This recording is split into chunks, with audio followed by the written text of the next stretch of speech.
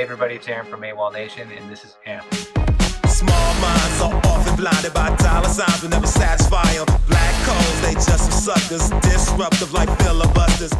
I guess I just want to jump straight in, really, and well, first of all, say thank you for giving us the album, the vinyl. It's incredible. I mean, I've had a listen through, and it is really just my opinion. It's definitely a return to form, and it's something that I feel feels very different from some of your previous work. It feels certainly more collaborative and fresh, and yeah, it's been really awesome to see it come about. And I guess my first question is sort of how did it come to be, really?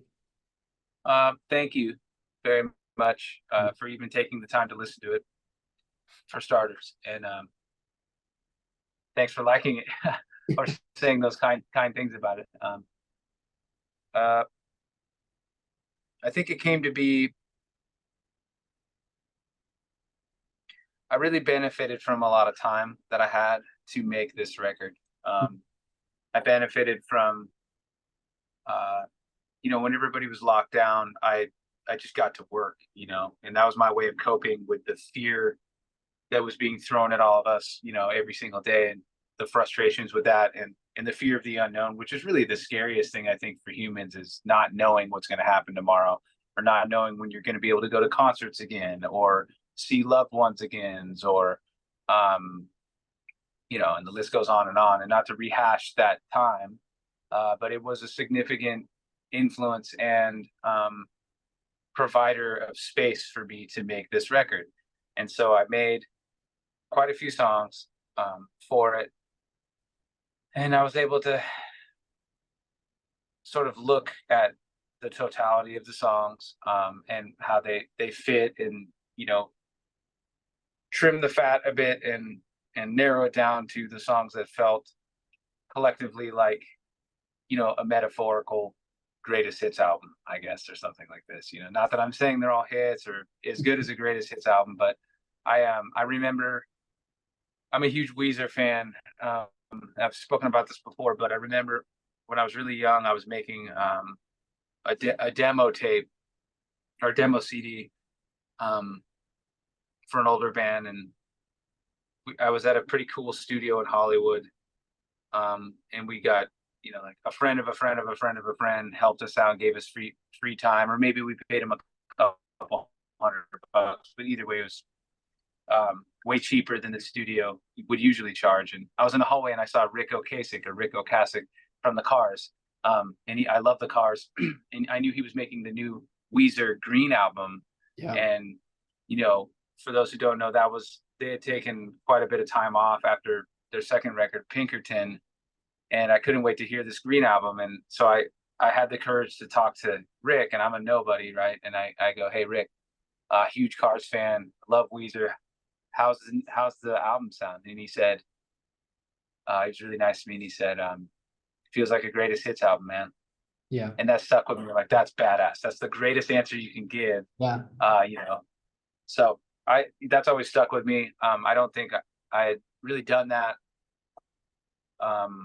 or tried to do that with any of the other albums, but I had enough time to do it with this one. And I think it's because my last original album came out, the whole world shuts down, didn't really get to see where that would have gone, and I don't feel sad about that or sorry for myself in any way about that, but I just had to put my head down. And then I made the covers album, which allowed me to stretch out a little bit and interact with other artists, so that was a fun experience. And then when the dust settled from that, it was time to make another new record. So that's a long-winded answer to your simple question of how did it come about. But so here we are today.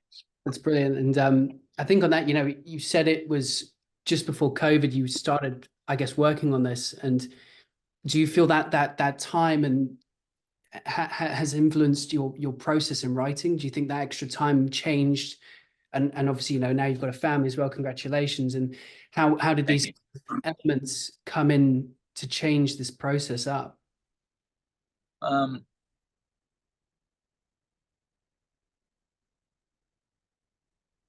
Well, it definitely gave me something, a thematic clarity, both, sonically, melodically, and lyrically. Mm. Um, when things are just going really good, you know, my music doesn't necessarily lend itself to uh, you know, sunshine sounding music. So I find that, like from the first record all the way till now, the songs that seem to connect most with listeners, sort of heart to heart, are usually the songs that I'm, in which I'm coping with some sort of emotion or feeling about, whether it's feeling about a relationship or the world as a whole. And so, um, and I had that for my last record, Angel Miners and the Lightning Riders, because I had gone through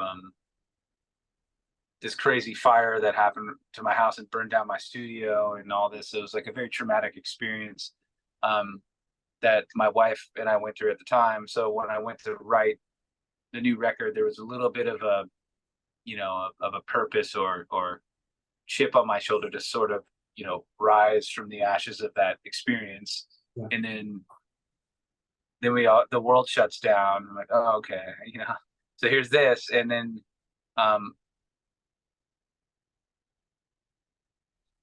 so yeah, all the time off definitely gave me a certain feeling, of how to face the end of times. And I don't think that's what happened. I don't think that's what is happening. Yeah. But I feel like there's a sort of a feeling on this record, if I may switch to how it looks to me in my head. It's something like, um, a family, a couple, loved ones, best friends, embracing each other, holding each other in this tender, beautiful moment while a meteor is crashing to destroy humanity. Yeah.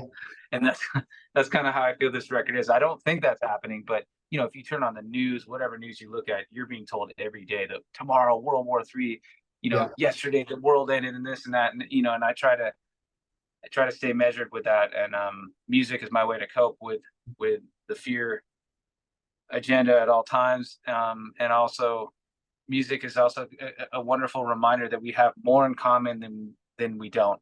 Yeah. As I talk to you, you could vote one way, you could have one religion, you could have one feeling, you could have a certain taste in music, you could have a certain taste in food, film, but we can communicate about music, and that's such a special thing. So I used to be a lot more negative, but I'm finding that being optimistic these days is one of the most punk rock things you could do, because barely anyone is optimistic. So when the herd is running off the cliff and you're running the other way, you're the one who looks crazy. And that's sort of how I feel sometimes. Yeah, it's really well put. I think, as you say, the world is relentless, and I think music gives that breaker and really brings people together, and especially at live shows. And I want to ask, there was some songs on that on the album specifically. I'm trying to remember. Is it "Bang Your Head"? I mean, some of those tracks. How I don't know if you've played all of them live yet, but how have they translated to audiences live? Now you're able to obviously come from a place of isolation, writing this, to now playing it live. How do you feel that's? How do you feel that is?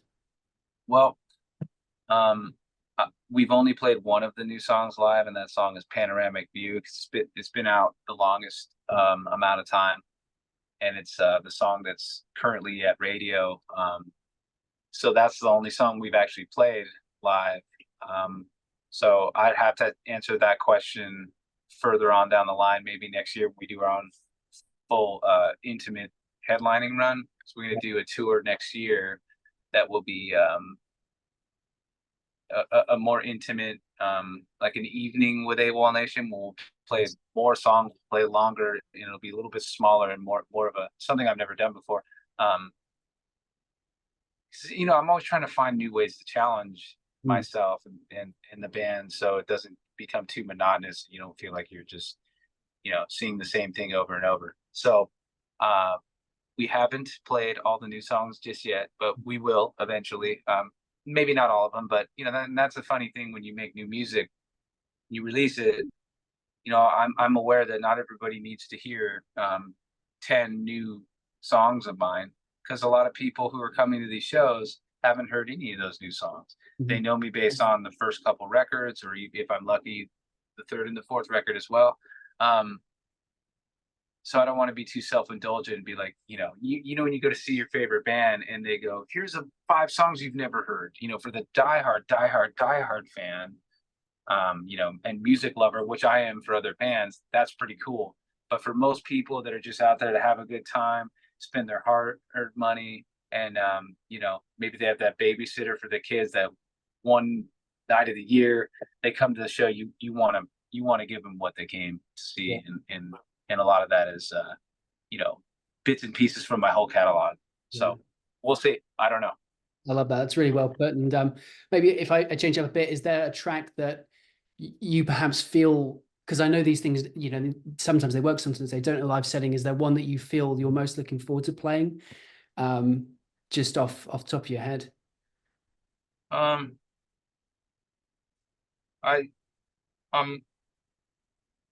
Yeah. Well, Panoramic View is my favorite song on the record. Yeah. But close second would be the last song on the record called Out of Here. And I feel like that's gonna be pretty nuts to play live and emotionally sound to the rest of the set. So that would be the other one that I'm really looking forward to playing. But since it's the last song on the record, like I always seem to put, or I do intentionally put, sort of the most out there songs last, because I feel like I have permission from the listener. If you've gotten all the way to the last song, that means you're I have your attention.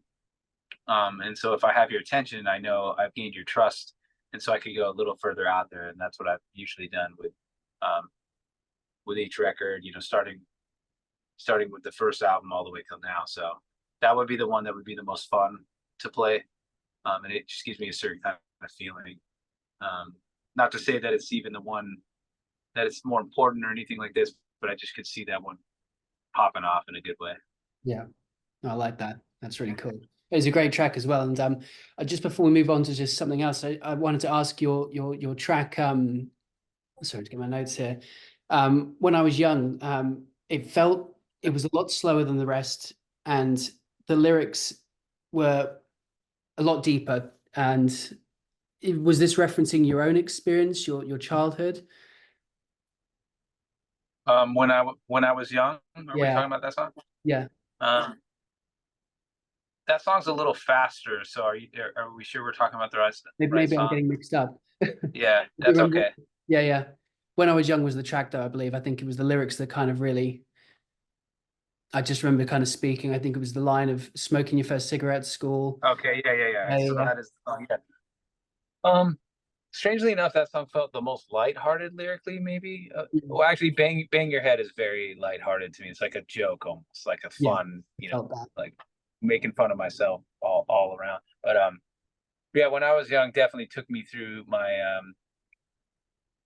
sort of puberty age, you know, like 6th, 7th, and 8th grade. You know? Yeah, and the excitement of, like, you know, there were no cell phones back then to date myself here, but getting on my dirt bike, my BMX bike, no motor, of course, and you know, just saying like, all right, Mom, I'll be back later, and just leaving and getting into shit, you know, like going to the cul-de-sac where the cute girls hung out, and you know, the one rebel kid has a cigarette, and like, but I was too scared to try the cigarette, so instead I tried like a cinnamon stick and lit that, and that didn't even work, you know. Or back then, you know, like bunny hopping was a big deal, like jumping, you know, on your bike, and you know, I just have like wonderful memories of adventure from that time in my life. And you know, I don't know what people that age do today.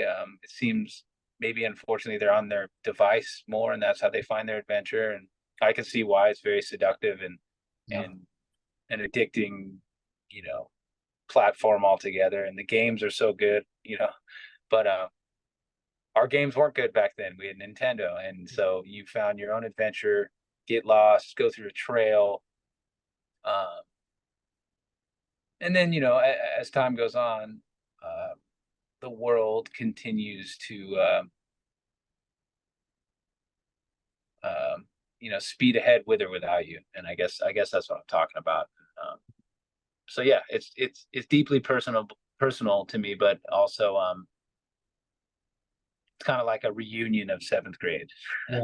No, I loved it, and it really spoke to me, and I think it felt very. I think it just felt like you were really talking to someone with that track, and it felt very that personal connection was really felt in that I felt, and yeah, it was great. It was just one that really stood out for me, and yeah, it's fantastic. Um, Awesome. and I wanted to ask about your album artwork, which is great, and the title, "The Phantom Five," was that conceptualized quite early on? Or was that something that perhaps came into fruition further down the line? Yeah, I thought of it before I had the album. You know, Yeah. I try to think. You know, I think it's wise to think two steps ahead when you're creating stuff. So, you know, the last thing you want to do is have a whole record and not have a title for it, and then just get kind of lazy and maybe, you know, like on my second record, Run, I had a couple other titles, and I sort of just chickened out in the last minute and just named it the opening song title. And I felt like that was a little bit lazy, although it did make sense to me because I felt like I was running from something at the time. Um, but with this one, you know, way ahead of time, I knew I wanted to be the Phantom Five because it's the fifth record. It sounds cool to me. It's fun to say, Yeah. and I knew it would look cool to read that.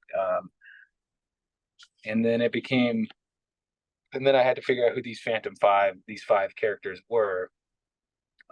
And going through everything we've all been going through, wherever you live, um, you know, whatever part of the world you're at, this seems like a high, uh, um, a high volume of pressure to get you to think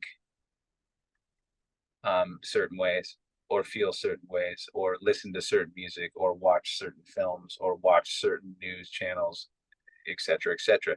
So this Phantom Five group, they're sort of the last five kids who, let's call them teenagers, who are rebelling against this push of control, and they are continuing to listen to whatever music they want, watching whatever movies they want. You know, so it's kind of like a fun dystopian gang, I guess. I love that. And did you come up with did you conceptualize the art and the music video as well, which was great? I mean, I love how it's all come together with your track with Jump Sit, Stand March, and the rest. And I love how it's all come together and you've got this character coming in. Was that something you devised, or did you work with other people to come up with that? Um, I definitely had help with all this stuff, but you know, the idea usually just comes from my head, and then I try to figure out how the heck I could do it. Been working with this director named Darren Doan, who did, you know, like a legendary punk rock director who did early Blink videos, Pennywise videos, a bunch of hardcore bands as well. And so we jumped into, you know, a couple of those videos or three of the videos, and then um, a guy by the name of Ryan Clark, who also helped me with the I'm Happy video with Del the Funky Homo Sapien.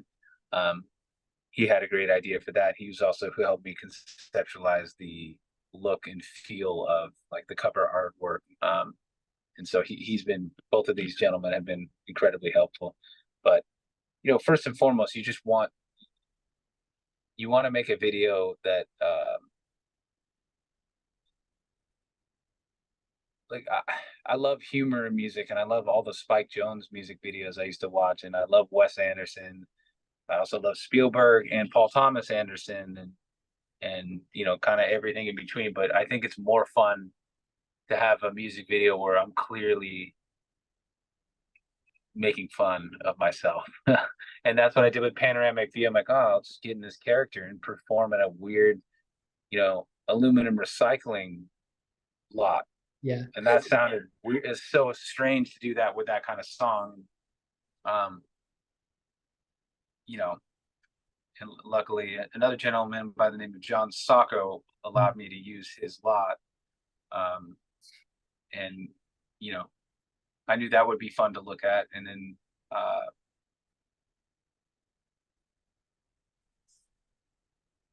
it's fun to play a character in a music video because otherwise you're already lip syncing anyways. You're already acting. You're already playing make believe to begin with. You're lip syncing. You're not really singing, you know. And I've always struggled with that. And so for this record, I just said like, well, fuck it. This is already a big show anyways. Why not lean into that and lean into some of these characters and have fun with it? So I love that. No, and it's great. And it's, it was, I remember when it was announced, it was the one thing that really jumped out at me. And I think I'm a photographer myself. And I think when you see people that visually get the visual hook of artwork and also bringing back music videos, you know, I think it really speaks, and it's really great to see that because, yeah, you know, unfortunately it's not what it used to be where there's a lot of money in it, but I think it really is. Yeah. It can really sell and not sell, but share that feeling of the song in a more visual way, which I think is great. And it speaks to people in a different way as well, that people remember and it stays in your mind, you know. And just talking on sort of songs and on that in the past, I just want to ask sort of, we'll do this into a separate piece, but I'd love to get 10 songs that changed your life and just a little brief sentence about it.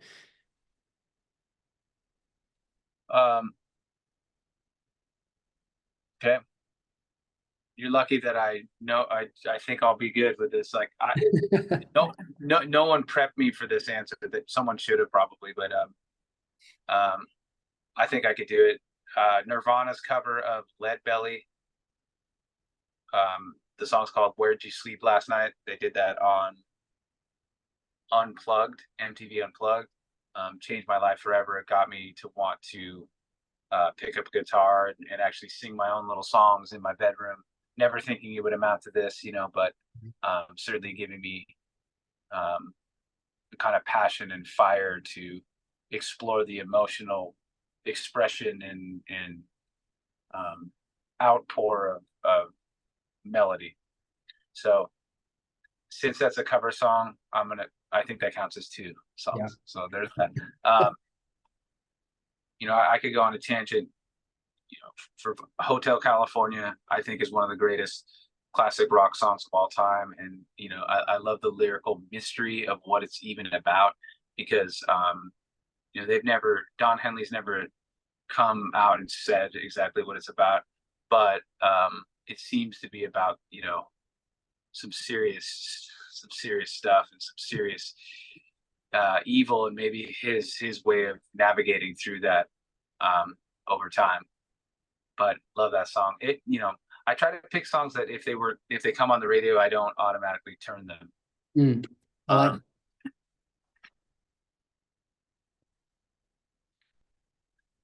Weezer, "Say It Ain't So," one of my favorite all-time songs, and I actually got to sing it on stage with them one time. So cool. I'll go with that one. Getting into metal, Sepultura, Roots. Yep. I would put in there. By the way, this isn't my top 10 because that's unfair. No, this is just 10 I love. Okay. I love it. No, absolutely. Go for it. Yeah. So that one was big. It was the first time that I think metal really captured the low end and lower tuning of this new wave of lower tuned guitars, and they did a really good job. I love that record very much.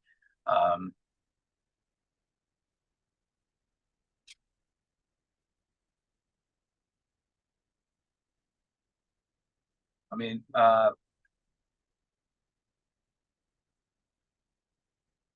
okay, well, that's funny because I'm doing this podcast where I'm going around and asking everybody what their favorite song is. Oh, really? And why. So I should be sharper than this, but I'm going to go with Guns N' Roses, November Rain. Yeah. That's actually my drummer's choice for his favorite song of all time. So I'm kind of stealing it from him, but it does everything right. It takes you through a journey. It keeps your attention. The music video was hugely impactful for all of us growing up. Man, I mean, the BC Boys, "What You Want," one of the greatest hip hop songs ever. Eric B. and Rakim, "Paid in Full," changed the whole game and landscape of rap music and hip hop. And he has probably my favorite rap voice of all time. Do I think he's the best rapper of all time? Hard to say, but I know he has my favorite voice, the way it cuts through.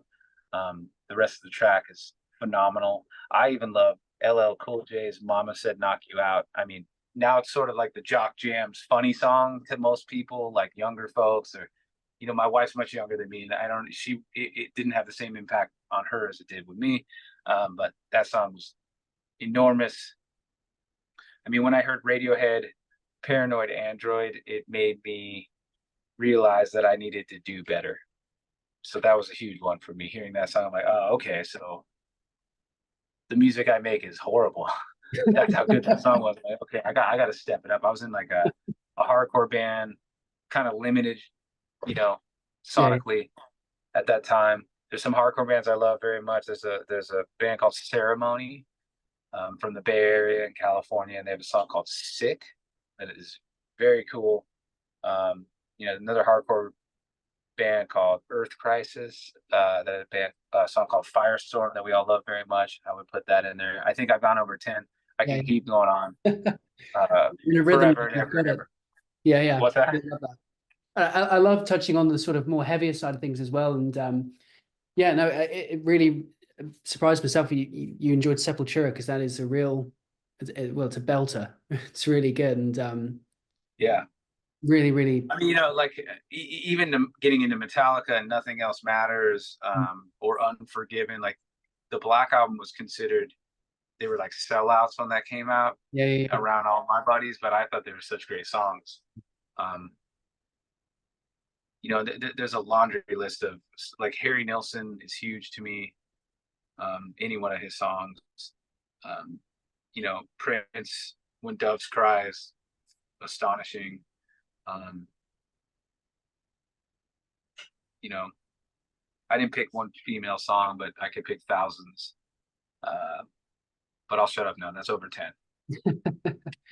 That's good. And I just want to, we'll finish off now, but I just wanted to get, I know you've been working there's a hardcore project you're working on, correct? I've seen. Yeah. Could you just briefly tell me a little bit about that? Just, I guess. Yeah, sure. It was just, my second band when I was way younger, was a hardcore band, and after going through this journey of different genres, and then landing on this as a actual career, it felt appropriate and fun to try to do that again, now that I feel like I understand music better than I did, of course, when I was 17 years old.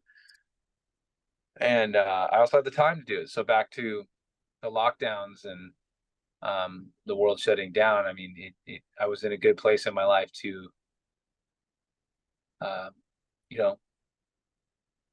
kind of do all the things I wanted to do with the Phantom Five, the Barbarians of California, and a few other various things that will see the light of day hopefully down the line, or even the covers album, getting to know people like Beck or Jewel or Portugal the Man.